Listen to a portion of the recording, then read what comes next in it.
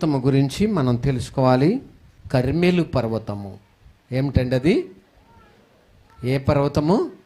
కర్మెలు పర్వతము. కర్మెలు కొండ.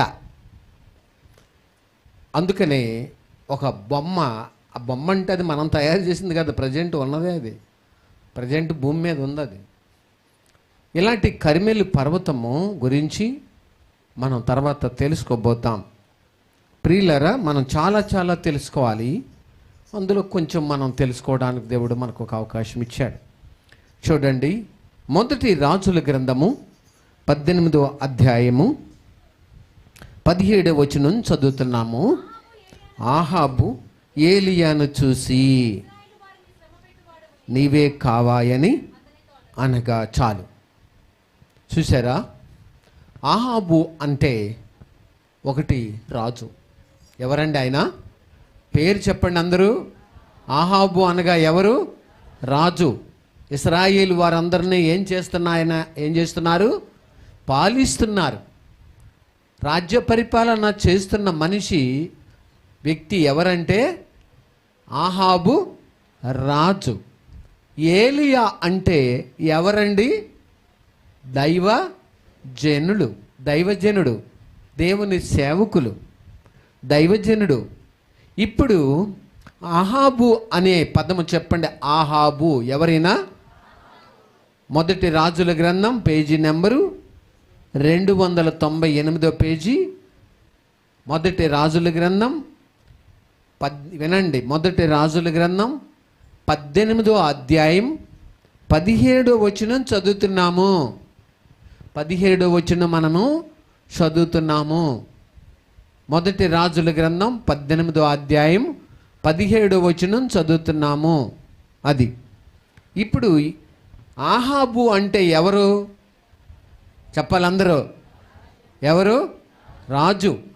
అనుకున్న వారు కూడా చెప్పాలి. ఆహాబు అంటే ఎవరు? హూ ఈజ్ ఆహాబు? ఎవరు? రాజు. ఆయన రాజు. ఆహాబు అంటే ఎవరట? రాజు.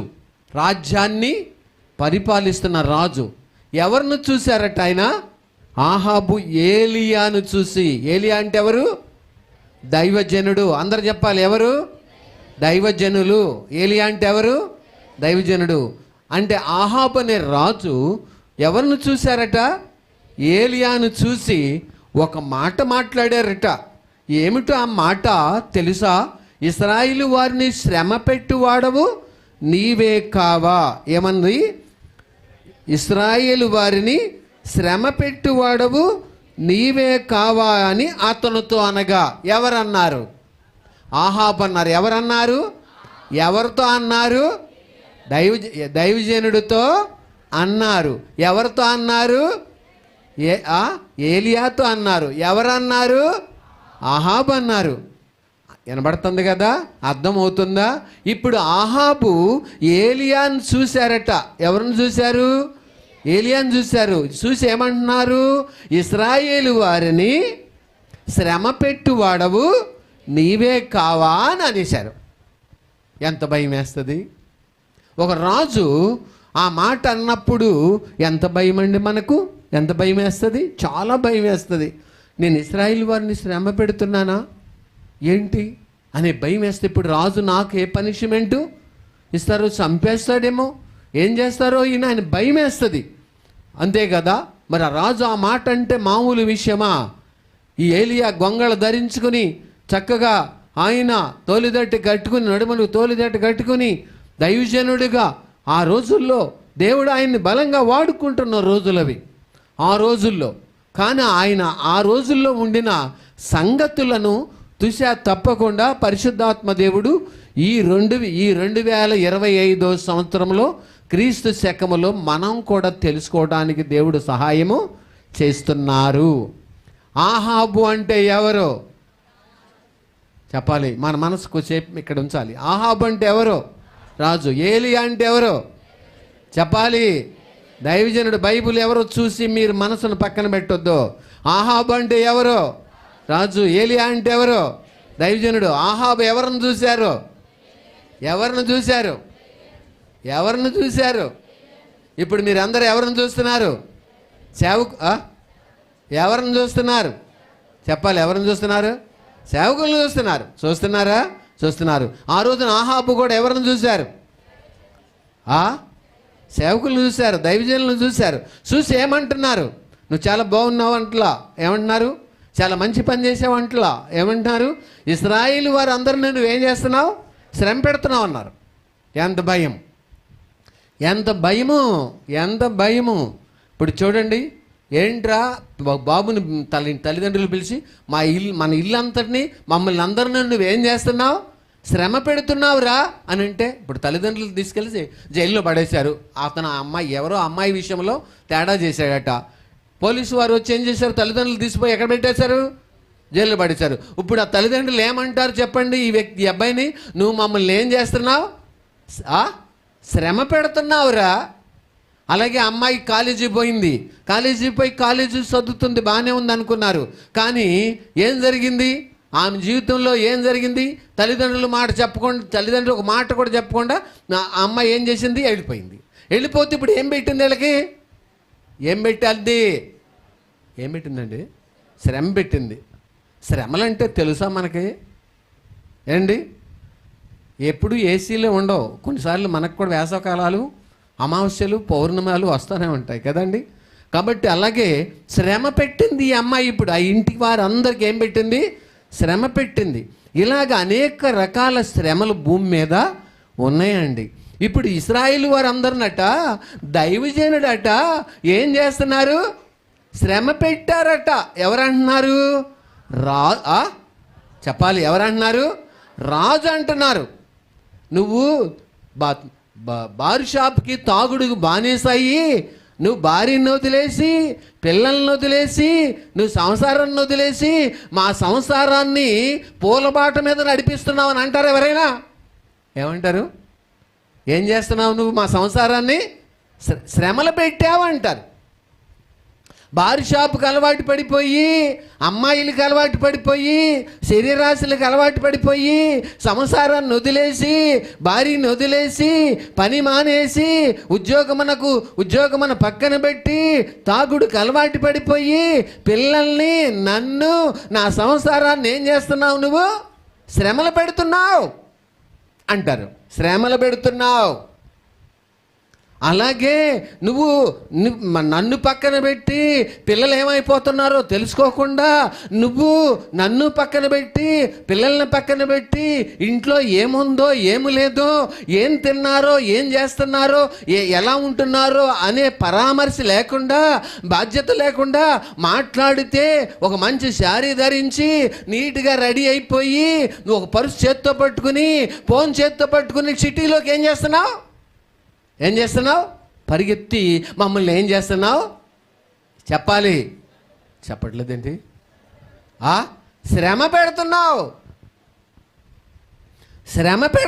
మాట్లాడితే సిటీకి వెళ్తున్నావు, మాట్లాడితే షాపింగ్ అంటున్నావు, మాట్లాడితే షాపులకి వెళ్తున్నాను అంటున్నావు, ఎవరో హాస్పిటల్లో ఉన్నారని చెప్తున్నావు, వాళ్ళని చూడటానికి వెళ్తున్నాను అంటున్నావు, ఏదో ఊరు వెళ్తున్నాను అంటున్నావు. ఎవరి ప్రయాణానికైనా ఏదో విరామం ఉంది, కానీ నీ ప్రయాణానికి ఏం లేదు, విరామము లేదు. ఇప్పుడు మన ఆంధ్రప్రదేశ్ ప్రభుత్వము ఏ ఇబ్బంది లేకుండా నువ్వు 24 hours ఏం చేయొచ్చుంది?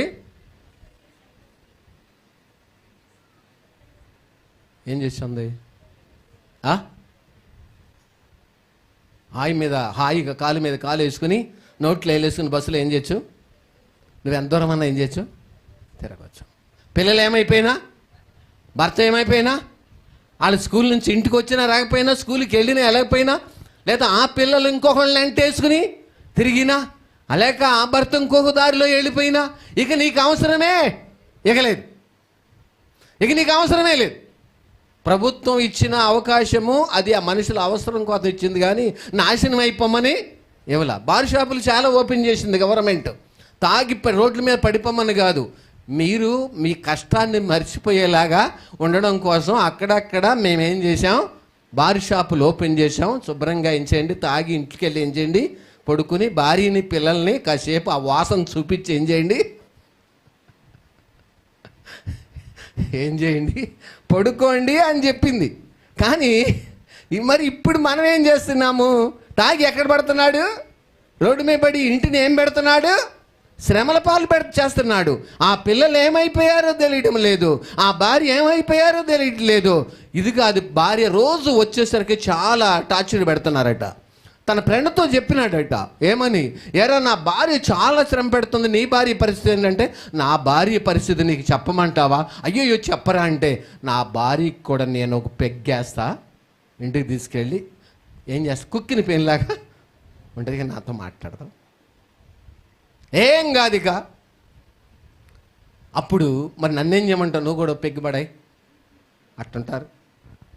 చూసారా, ఈ లోకం యొక్క యాత్రలో, ఈ లోకం యొక్క విధానాలలో మనిషి యొక్క పరిస్థితి ఎలా మారిపోయింది. దేనికి బానిసగా మార్చుకున్నారు, దేనికి బానిసలుగా చేస్తున్నారో వారికే తెలియడం లేదు. అందుకనే దేవుని బిడ్డలారా, డబ్బు సంపాదిస్తుంది లోకము, డబ్బుని ఏం చేస్తుంది, తమకు క్షేమము కలుగుజేయని దాని కొరకు ఖర్చు పెడుతుంది.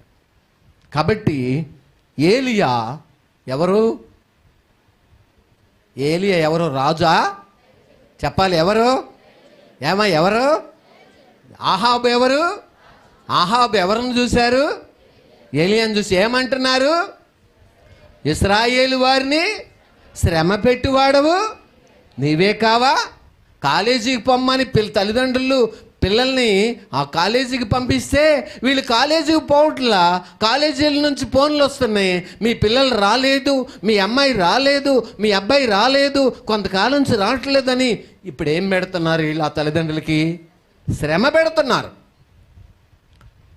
పాపం మన అబ్బాయి మన ఫెలోషిప్కి వచ్చి సరిగా భక్తి నేర్చుకోవడానికి ఇష్టపడని ఒక వ్యక్తి ఉన్నాడు. లోబడేవాడు కాదు, సరిగా లోబడేవాడు కాదు, అయినా వస్తూ ఉండేవాడు ఏదో కోతి కాదు అన్నట్టుగా. అతను ఒకరోజు హైదరాబాద్ సిటీ పోయినాడు, జాబు నిమిత్తము వెళ్ళినప్పుడు ఒక ఇంటిలో అద్దెకున్నాడు. ఆ అద్దెకుండి ఆ ఇంటి ఓనరు యొక్క కుమార్తెలు 3 ఉన్నారు. ఆ కుమార్తెల్లో ఒక కుమార్తెకు ఏం చేశాడు, కనెక్ట్ చేసుకున్నాడు. ఏం చేశాడు? ఫోను కనెక్ట్ చేసుకున్నాడు. కనెక్ట్ చేసుకుని స్టార్టింగ్ చేయటం ప్రారంభించాడు. అక్కడ నుంచి వాళ్ళ స్టార్టింగ్ ఏం చేసిందంటే, ఈ తండ్రి బండి మీద ఒక కాలేజీలో అమ్మాయిని దింపేవాడట. ఇతను ఏం చేసేవాడు, ఒక ఆటో అతన్ని మాట్లాడుకుని కాలేజీకి వెళ్ళనిచ్చేవాడు. ఆటో తీసుకుని ఆ అమ్మాయిని వేసుకుని ఏం చేస్తూ ఉండేవాడు, హైదరాబాద్ సిటీలో ఇష్టం వచ్చినట్టు తిరుగుతూ ఉండేవాడు. చూసారా? ఆ అమ్మాయిని వేసుకుని తిరుగుతూ ఉన్నాడు. ఏంటంటే ఇతనికి వెళ్దామని అంటే, నేను ఈ రూమ్లోనే ఉన్నాను, ఈరోజు వస్తున్నాను, ఈరోజు ఏదో చేయడానికని వాళ్ళకు ఒక సిమ్టమ్ పెట్టుకున్నారట. కింద ఒక బావి ఉందంట, ఆ బావిలో 2 సార్లు బకెటు పైకి లేపి కిందకు వదిలేస్తే శబ్దం వస్తుంది కదా, ఆ శబ్దానికి ఆ అమ్మాయి ఏం చేయాలి, పెట్టకూడ దగ్గరికి రావాలి. అది వాళ్ళ సిమ్టమ్స్. చూసారా, ఈరోజు చాలామందికి చాలా రకాల సిమ్టమ్స్ ఉంటాయి. అవన్నీ బాగుపడటానికి వచ్చేవి కాదు. అమ్మా నాన్న చర్చికి పొమ్మని తొందర చేస్తారు పిల్లలు, వాళ్ళు మాత్రం ఇంట్లో ఏం చేస్తున్నారో వీళ్ళకి ఇప్పటికీ కొంతమందికి అర్థం కాదు. చర్చికి వెళ్ళాలి, జీవము గల దేవుని సన్నిధికి రండి, మీరు రావాలి, ఇంట్లో మీరు ఏం చేస్తున్నారు అని అడిగే దమ్ము ధైర్యము తల్లిదండ్రులు కోల్పోయారా? ఏమో నాకు తెలీదు. నువ్వేం చేస్తున్నావు అనే ధైర్యం ఎక్కడా? ఓ ధైర్యమా, ఓ హెచ్చరిక, నువ్వెక్కడున్నావు?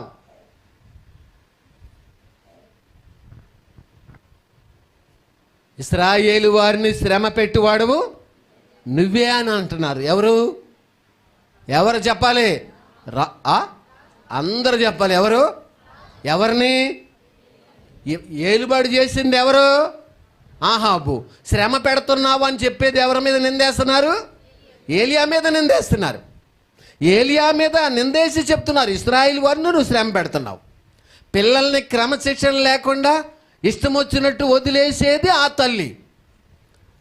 కష్టపడి సాయంత్రం వచ్చేసరికి ఈ ఇంట్లోకి రాగానే వాడేడి, అమ్మాయి ఏది, పెద్దోడేడి, చిన్నోడేంటి అడిగితే ఏమో నాకేం తెలుసు, నువ్వు పిల్లల్ని కన్నావు, ఏం చేసుకుంటున్నావో నాకు ఏం పెడుతున్నారు వీళ్ళు, శ్రమ పెడుతున్నారు. చూసారా, దేవుని వాక్యం ఏం చెబుతుంది? అట్టి స్త్రీ వివాహం చేసుకుని పిల్లల్ని కని గృహ పరిపాలన చేయవలెను, లేక జరిగించవలెను. గృహ పరిపాలన చేయాలి. స్త్రీ అనేవారు ఏం చేయాలట? వాక్యం ఏం చెబుతుంది? గృహ పరిపాలన చేయాలి. వాళ్ళు ఏమవుతున్నారో, ఎక్కడికి వెళుతున్నారో, భర్త ఏం చేస్తున్నారు, పిల్లలు ఏం చేస్తున్నారు, ఆమె ఏం చేస్తున్నారు, అంతా బాధ్యతగా తెలుసుకునేటువంటి వ్యక్తి అయి ఉండాలి స్త్రీ అంటే. అందుకనే జ్ఞానం గల స్త్రీ తన ఇల్లు కట్టును అన్నారు. జ్ఞానము కలిగిన పురుషుడు కాదు, జ్ఞానము కలిగిన స్త్రీ తన ఇల్లు కట్టుకుంటారు. ఇశ్రాయేలు వారిని శ్రమ పెట్టువాడు నీవే కావా అన్నారు. అనగానే దైవజనుడు సారీ నేనే అంట్లా.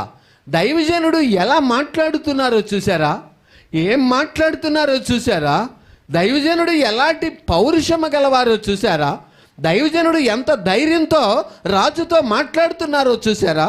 ఏమంటున్నారో చూద్దాం. చూడండి ఏమంటున్నారు. 18వ వచనం, అతడు నేను కాను. ఎవరు కాదు? ఏలియా ఏమంటున్నారు? నేను కాదయ్యా, ఇశ్రాయేలు వారిని శ్రమ పెట్టేది నేను కాదు, ఇశ్రాయేలు వారిని శ్రమ పెట్టేది నేను కాదు. కుటుంబాన్ని, పిల్లల్ని శ్రమ పెట్టేది మీరు కాకపోవచ్చు, కుటుంబాన్ని శ్రమ పెట్టేది భర్త కాకపోవచ్చు, కుటుంబాన్ని శ్రమ పెట్టేది భార్య కాకపోవచ్చు, కుటుంబాన్ని శ్రమ పెట్టేది పిల్లలు కాకపోవచ్చు. మరి ఏం శ్రమ పెడుతుందయ్యా? ఏంటి శ్రమ, ఏంటి ఇబ్బంది, ఏంటి శోధన, ఏంటి కన్నీరు, ఏంటి దుఃఖము, ఏంటి శ్రమ, ఇదంతా దేనికి వస్తుంది? దైవజనుడు ఏమంటున్నారు, ఏం చెప్తున్నారు? నేను కాను, యెహోవా ఆజ్ఞలను గైకొనక. ఏం చేయట్లేదు నువ్వు? దేవుని ఆజ్ఞను ఏం చేయట్లేదు నువ్వు? గైకొనడం లేదు. దేవుని ఆజ్ఞను గైకొనడంలా. రాజా ఆహాబు దేవుని ఆజ్ఞను గైకొనడంలా. విశ్రాంతి దినమున వ్యాపారము చేయకయు, లోకవార్తలు చెప్పుకొనకయు, అది యెహోవాకు ప్రతిష్ఠ దినమనియు ఘనమైనదనియు ఘనముగా ఆచరించిన ఎడలా నీకు ఇష్టమైన పనులు చేయకయు, వ్యాపారం చేయకయు, లోకవార్తలు చెప్పుకొనకయు ఉండిన ఎడలా నీవు యెహోవా యందు అప్పుడు శ్రమలేమి నీ కంటికి కనపడవు, శ్రమలేమి కనపడవు. యెహోవా ఆజ్ఞను నువ్వేం చేయడం లేదయా? యెహోవా ఆజ్ఞను గైకొనక. విశ్రాంతి దినమున దేవుని సన్నిధికి పరిగెత్తాల్సిన భర్త, దేవుని సన్నిధికి పరిగెత్తాల్సిన కుటుంబం, దేవుని సన్నిధిలో కనబడవలసిన పిల్లలు ఎక్కడున్నారో? బంధువులేళ్ళకి పంపించడానికి కారణం ఏమిటి? దేవుని ఆజ్ఞను గైకొంటున్నారా, విస్మరించారా? లేక గైకొంటున్నారా, విస్మరించారా, తృణీకరించారా? ఇట్టి వారికి శ్రమ. అక్కడే వాక్యం చెబుతుంది, నేను కాదయ్యా శ్రమ పెట్టేది ఇశ్రాయేలు వారిని, మీరు కాకపోవచ్చు, మీ తల్లిదండ్రులైన మీరు కాకపోవచ్చు. ఆ పిల్లల్ని శ్రమ పెట్టేది, ఆ భార్యని బచ్చాను శ్రమ పెట్టేది, నా భర్తను శ్రమ పెట్టేది మనం కాకపోవచ్చు. దేవుని ఆజ్ఞను గైకొనాలా, దేవుని ఆజ్ఞను గైకొనాలా. దేవుని ఆజ్ఞ ఏం చెప్తుంది? ఆ దేవుని ఆజ్ఞ చెప్పేది ఏమిటి? సామెతల గ్రంథం 3వ అధ్యాయం 7వ వచనం ఏం చెప్తుంది చూడండి. నేను జ్ఞానిని కదా అని నీవు అనుకొనవద్దు, యెహోవా యందు భయభక్తులు కలిగి చెడుతనమును విడిచిపెట్టు. ఆజ్ఞది. చెడుతనమును విడిచిపెట్టు. శ్రమలు వద్దనుకున్నట్టయితే, కన్నీరు వద్దనుకున్నట్టయితే, వేదన వద్దనుకున్నట్టయితే, దుఃఖము వద్దనుకున్నట్టయితే, రాత్రింబగళ్ళు నిద్ర పట్టకుండా ఉండే శ్రమలు వద్దనుకున్నట్టయితే, బాధలు వద్దనుకున్నట్టయితే, కష్టాలు వద్దనుకున్నట్టయితే, కలవరాలు వద్దనుకున్నట్టయితే నువ్వేం చెయ్యి? ఆజ్ఞను గైకొనుము. ఏంటి ఆజ్ఞ? యెహోవా యందు భయభక్తులు కలిగి చెడుతనమనే సినిమాను విడిచిపెట్టు, చెడుతనమనే వ్యర్థమైన సంభాషణ విడిచిపెట్టు, చెడుతనమనే ఆ బార్ షాపు విడిచిపెట్టు, చెడుతనమనే అమ్మాయిలతో ఇచ్చకమలాడే అబ్బాయిలతో అమ్మాయిలతో ఇచ్చకమలాడే ఆ చెడ్డ గుణాన్ని విడిచిపెట్టు, ఆ చెడ్డ మార్గాన్ని విడిచిపెట్టు. అప్పుడు శ్రమల నుంచి మనిషి ఏమవుతాడు?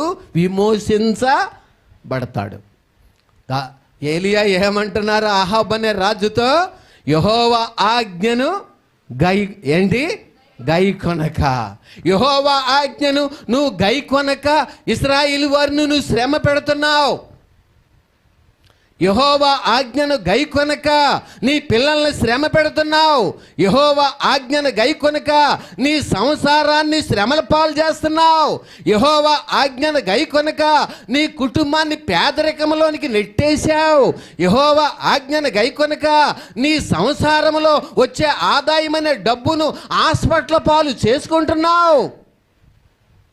యెహోవా ఆజ్ఞను గైకొనక నీకొచ్చిన డబ్బునంతా లోకములో వ్యర్థమైన వాటికి ఖర్చు చేసే స్థాయి డోరు ఓపెన్ చేసుకున్నావు. వినబడుతుందా? నిద్ర వస్తుందా? యెహోవా ఆజ్ఞను గైకొనకపోతే, దేవుని ఆజ్ఞను గైకొనకపోతే మనిషి జీవితంలో వేటిని ఓపెన్ చేసుకుంటున్నాడు? శ్రమలను ఓపెన్ చేస్తున్నాడు, ఇబ్బందులను ఓపెన్ చేస్తున్నాడు, సమస్యలను ఓపెన్ చేసుకుంటున్నాడు, ప్రజల్ని బాధించే పరిస్థితిని ఓపెన్ చేస్తున్నాడు, తన కుటుంబాన్ని, తన పిల్లలను, తన భర్తని బాధల పాలకు గురి చేసే వాటిని మనుషులు ఓపెన్ చేసుకుంటున్నారు. ఎందుకంటే ఆజ్ఞను గైకొనక చెడుతనమును విడిచిపెట్టు, చెడ్డ సంభాషణ విడిచిపెట్టు, చెడ్డ మార్గమును విడిచిపెట్టు, చెడ్డ జీవితాన్ని విడిచిపెట్టు, చెడుతనమును అసహించుకో. లేకపోతే శ్రమలను ఓపెన్ చేయాల్సిందే.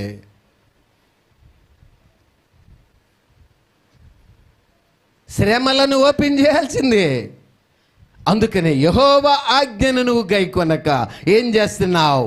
గైకొనక బయలు దేవత అనుసరించు నీవును. దేన్ని అనుసరిస్తున్నాడట? బయలు దేవతను ఏం చేస్తున్నాడు? ఇది మన భారతదేశం గురించి చెప్పట్లా నేను, మన ప్రజల గురించి కాదు. అక్కడ రాయబడిన సంగతి ఏంటంటే బయలు దేవతను నువ్వేం చేస్తున్నావు? అనుసరించు.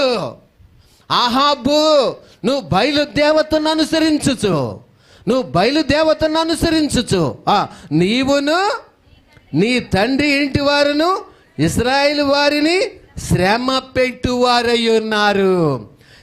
ప్రేమించే దేవుణ్ణి వెంబడించడం మానేసి, దేవుని ఆజ్ఞను గైకొనడం మానేసి, సత్యమును అనుసరించడం మానేసి, ప్రార్థననే క్షేమాన్ని మానేసి, దేవుని యొద్దకు నడిచే మార్గాల్ని మూసేసుకుని, భక్తిని పక్కన పెట్టి స్వచిత్తము చేయిచు ఇష్టం వచ్చినట్టు బ్రతుకుతున్న అహాబు కుటుంబీకులారా, మీరందరూ ఇశ్రాయేలు వారందరినీ శ్రమ పెడుతున్నారు. నీవును నీ తండ్రి ఇంటి వారు దేవుని ఆజ్ఞను గైకొనక, దేవునికి భయపడకుండా ఇష్టం వచ్చినట్టు జీవిస్తూ, దేవునికి విరుద్ధంగా బ్రతుకుతూ మీరు ఇశ్రాయేలు వారిని శ్రమ పెడుతున్నారు. ఎంత బలంగా హెచ్చరించారండి.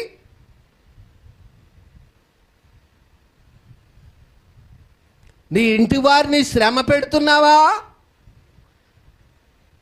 ఆజ్ఞను గైకొను, చెడుతనము నుంచి బయటికి రా. చూశారా? శ్రమ తెప్పించావు.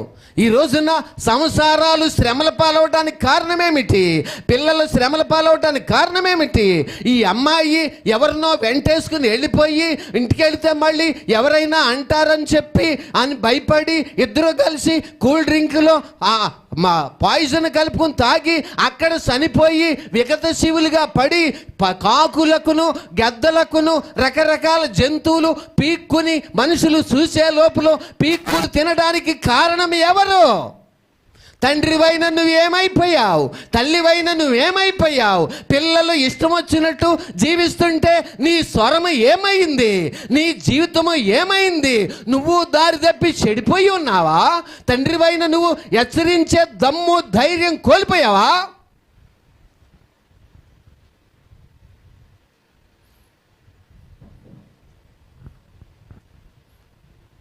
అందంగా కన్నాం, పెంచావు, చదివించావు, విగత జీవులకి అప్పగించావు. పాపమును ఆశించే స్థానము నీకెందుకు వచ్చింది? పాపమునకు బానిసయ్యే మనసు నీకెందుకు వచ్చింది? దైవ భయమును విడిచిపెట్టేంత ధైర్యము నీకెందుకు వచ్చింది?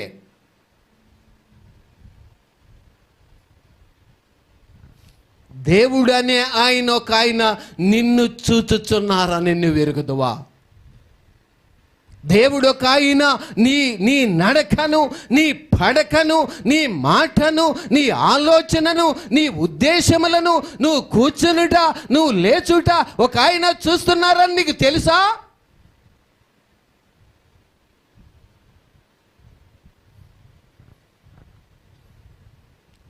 ఎంతమంది ఆడపిల్లలు తల్లిదండ్రులను విడిచి దూరముగా వెళ్ళి మరలా ఇంటికి వస్తే ఏమా చేస్తారు అనే భయంతో ఎక్కడో పాయిజన్ తీసుకుని ఆ లోయల్లో, కొండల్లో, ఏలైతే ఎక్కడో ఆ కొల్లేరుల పక్కన విగత జీవులుగా పడి ఎండలో కొట్టుకొని ప్రాణాలు వదిలి, దానికి కారకులు ఎవరు? నువ్వు దేవుని ఆజ్ఞను విస్మరించి డబ్బు వైపు నువ్వు పరిగెత్తి వాళ్ళని గాలికి వదిలేశావు. దేవుని భయం లేకుండా నువ్వు అయిపోయి నీ పిల్లల్ని కూడా దేవుని భయం లేకుండా చేసేసి వాళ్ళు మరణానికి నువ్వే కారణం.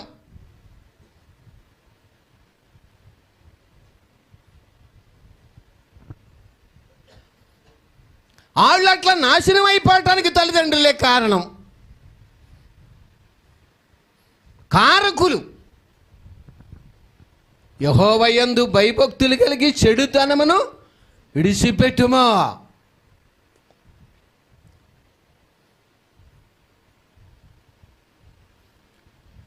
నేను శ్రమ పెట్టడం లేదయా ఆహాబు, దేవుణ్ణి అనుసరించాల్సిన మీరు, యెహోవా ఆజ్ఞను గైకొనాల్సిన మీరు గైకొనకుండా దేవునికి విరుద్ధమైనటువంటి మార్గాన్ని మీరు ఎంచుకున్నారు. నీవు నీ తండ్రి ఇంటి వారు దేవునికి విరుద్ధమైనది, వాక్యానికి విరుద్ధమైన బ్రతుకును మీరు ఎంచుకున్నారు. అందుకే నేను ఇశ్రాయేలు వారిని శ్రమ పెట్టడానికి మీరే కారకులు. నీ సంసారాన్ని శ్రమలు పెట్టడానికి కారకులయ్యారా మీరు? మీ పిల్లల్ని శ్రమలు పెట్టడానికి మీ చెడ్డ మార్గాలే కారణమైపోయాయా? మీ పిల్లల్ని దిక్కుమాలినోళ్ళుగా తయారు చేయడానికి నీ చెడ్డ మార్గమే అందుకు కారణమైపోయిందా?